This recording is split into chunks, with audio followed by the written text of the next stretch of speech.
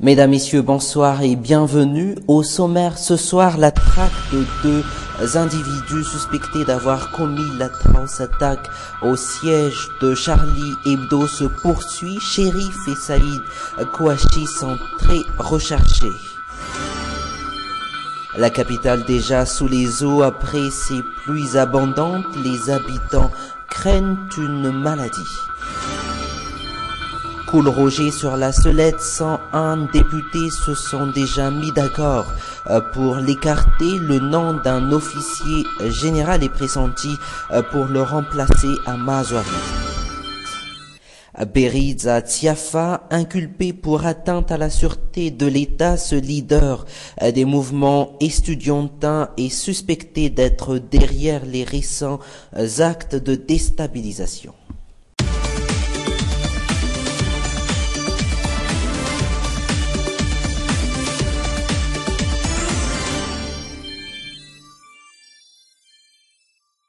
En France, le pays tout entier s'est recueilli ce matin au lendemain de l'attaque terroriste au siège du journal Charlie Hebdo. Pendant une minute de silence, tous les Français, que ce soit dans les lieux publics, dans les administrations, les écoles, se sont figés en la mémoire des 12 victimes.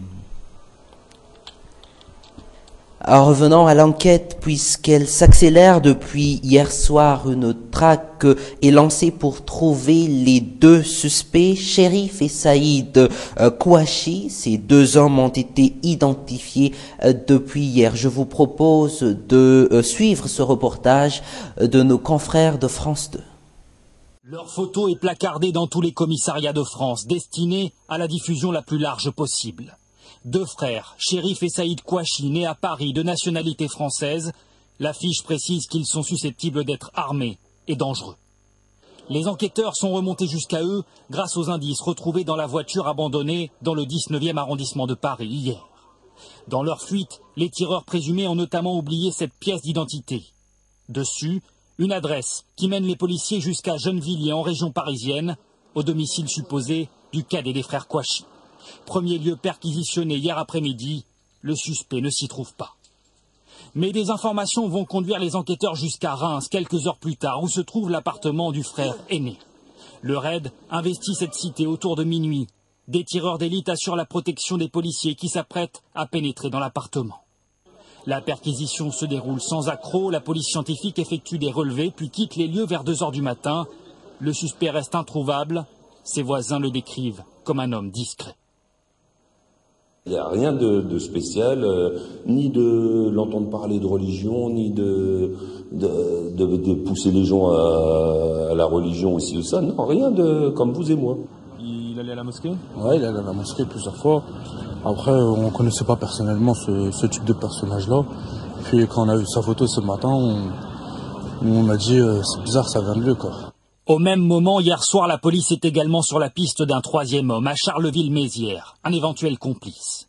2 suspects sont arrêtés, parmi eux le beau-frère d'un des 2 tireurs présumés, un lycéen de 18 ans qui s'est présenté de lui-même au commissariat. Les policiers fouillent son appartement de fond en comble jusqu'à 3 heures du matin. Ils cherchent à vérifier s'il a pu aider directement ou indirectement les 2 terroristes présumés dans leur projet d'attentat.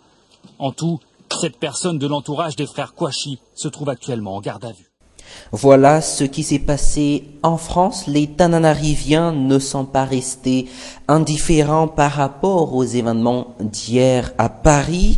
Sur la toile, beaucoup d'internautes ont manifesté leur compassion. Serions-nous à l'abri des attaques terroristes? Les Tananariviens ont-ils peur de vivre une agression comme celle perpétrée au siège du journal Charlie Hebdo? Aris Ariel et Nzar Ranjiantsou se sont rendus aux 67 hectares, un quartier connu pour l'affluence des musulmans. 67 hectares au lendemain du drame de Paris. 67 hectares, l'un des quartiers de la capitale où on rencontre un bon nombre de musulmans. Parmi eux, Mohamed, un père de famille qui refuse d'être assimilé à des terroristes. L'islam, ce n'est pas seulement camise, voile ou longue barbe.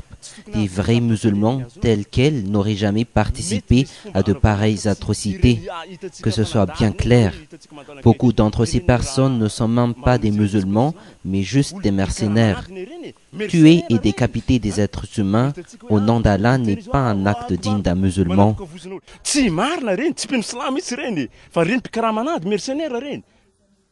Comme Mohamed, c'est l'ensemble de la communauté musulmane des 4 coins du monde qui a condamné la violence perpétrée hier au siège de Charlie Hebdo. À Antananarivo, la plupart des gens se croient encore être à l'abri. Madagascar reste encore un des pays les plus apaisés du monde. Le terrorisme ne devrait pas nous effrayer, c'est surtout une affaire de religion. Seule l'ingérence de l'État dans cette guerre des religions pourrait conduire le terrorisme jusqu'à nous. Nous n'avons pas grand-chose qui pourrait susciter l'attention de ces terroristes. Alors, à mon avis, aucune raison d'avoir peur. Seule l'ingérence politique favoriserait le terrorisme dans notre pays. Pourtant, il y a juste quelques années, Nairobi fut le théâtre d'un assaut terroriste. S'ajoute à cela la dernière note de l'IFRI publiée en novembre 2014. Une note qui fait état de 160 000 malgaches convertis à l'islam seulement en 2013 et de 30 musulmans récemment élus députés. L'Institut français des relations internationales, qui parle également de centaines de mosquées de Majunga, qui a abrité Fazul Abdullah, celui qui a été considéré comme étant le chef de l'Al-Qaïda dans la Corne de l'Afrique depuis 2009. Des mosquées qui continueraient de fournir des candidats au djihad international venant de la Grande Île, selon toujours le rapport.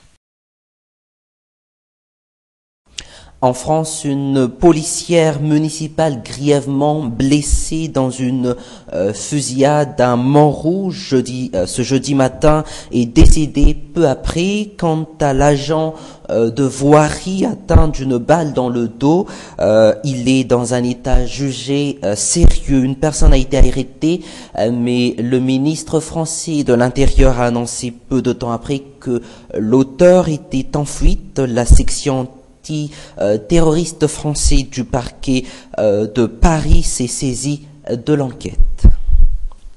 Revenons à Antananarivo totalement sous les eaux ont complètement envahi les maisons des bas quartiers, des eaux insalubres et infectes. Pourtant, nos journalistes Aris Ariel et Nzar Ranjiantsu y sont rendus ce matin. Dans ce reportage, voyez la galère des habitants d'Antomadink.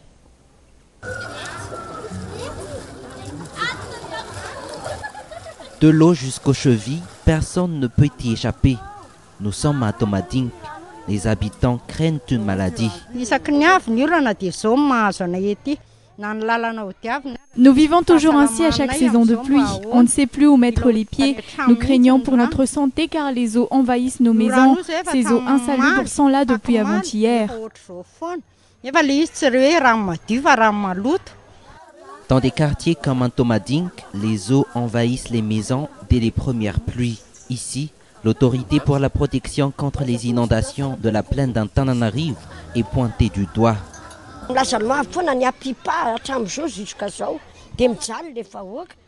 La PIPA disent toujours qu'ils vont venir. Il n'y a plus d'évacuation d'eau, pourtant les gens sont aujourd'hui dans l'embarras.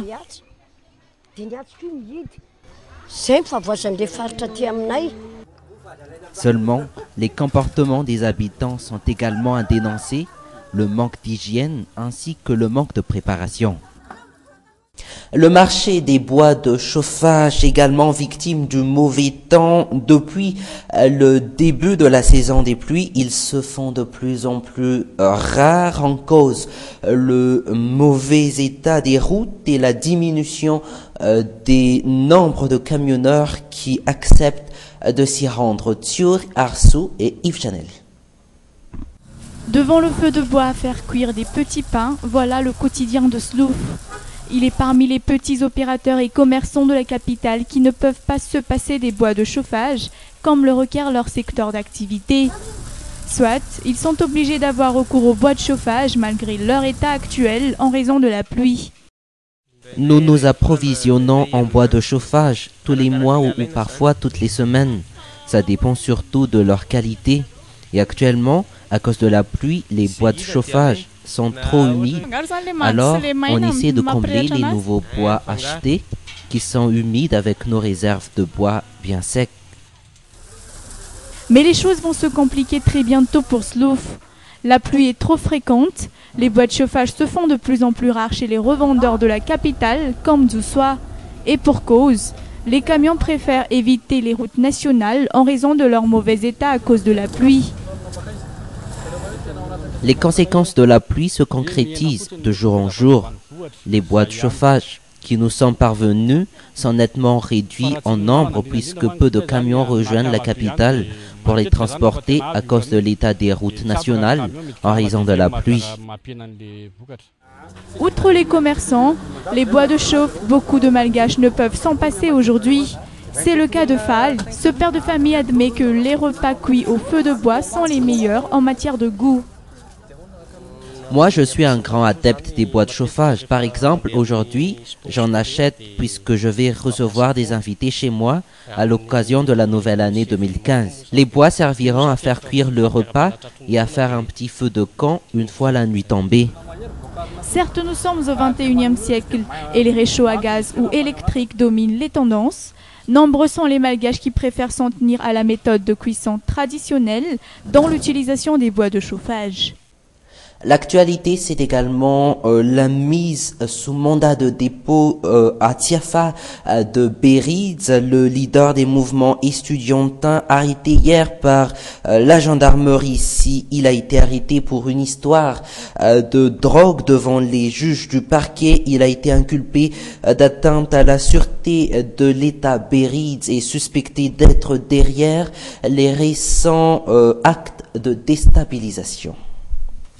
J-1 avant la cérémonie de présentation de vœux au palais des Tadiavlou, près de 1700 invités ont été conviés par le couple présidentiel, un chiffre revu à la baisse selon les explications. Les ex-chefs d'État seront parmi les invités de marque aux côtés des corps diplomatiques, des élus, des politiciens et des opérateurs économiques. Demain, le chef de l'État présentera sans doute ses visions comme il l'a déjà annoncé dans son discours de fin d'année.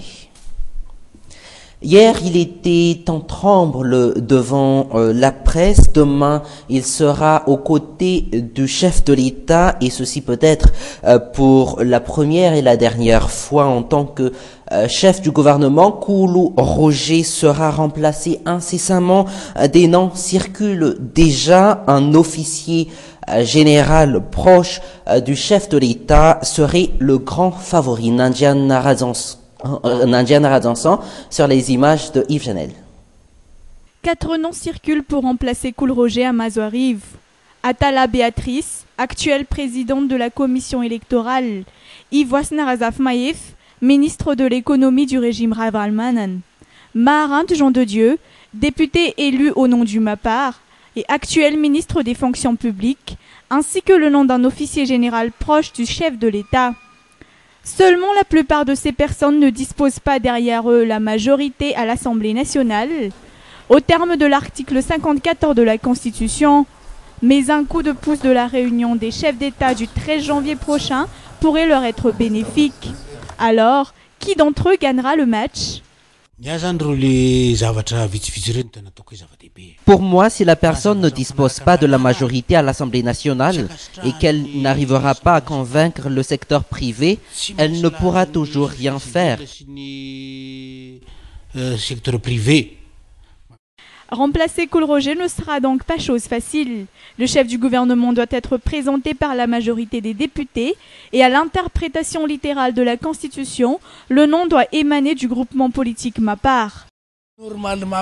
S'il y aura une nouvelle nomination de Premier ministre, le nom doit venir du MAPAR. À Tsimbazaz, les indiscrétions laissent entendre qu'aujourd'hui, 101 députés se sont déjà mis d'accord pour écarter Koul Roger. Koul Roger qui perd de jour en jour des notes et qui, hier, devant la presse, était en tremble. Sur ce, je vous donne rendez-vous demain à la même heure. Excellente soirée en compagnie de Viva. Au revoir.